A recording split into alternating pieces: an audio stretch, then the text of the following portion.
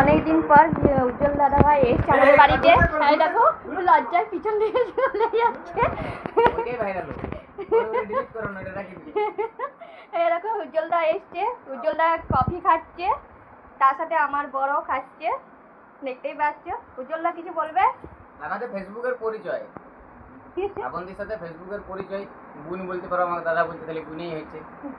তো যাই হোক, ফেসবুক তো ভালো বটে, খারাপ নয়। অনেক লোক খারাপ চোখে দেখে, কিন্তু ফেসবুক করে তুমি হয়তো কোটিপতি হইতে লাগবে, বেশি টাকাও কামাইতে লাগবে, গ্যারেন্টি নেই।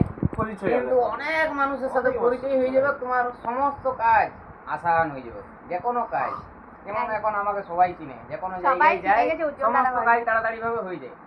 সেই দিক থেকে সোশ্যাল মিডিয়া ভালো। যে কোনো জিনিসের একটা ভালো দিক আছে, খারাপ দিক আছে। ভালো দিকটা দেখবে, সোশ্যাল মিডিয়াতে আসো। সোশ্যাল মিডিয়া একটা ভালো প্ল্যাটফর্ম, সবার সাথে পরিচয় হবে, আর রোজগার হবে না, রোজগারও হয়, সবই হবে।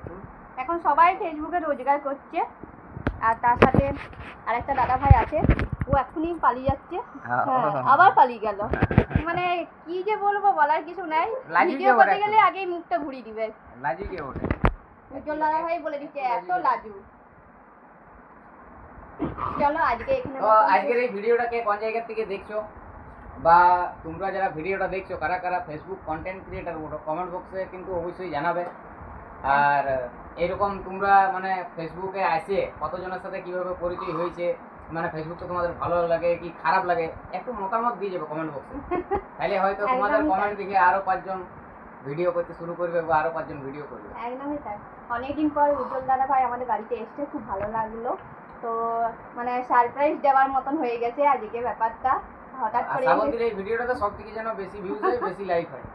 একদমই তাই। তাহলে শ্রাবন্তীর থেকে বেশি খুশি আমি হব। চলো আজকের মতন টাটা।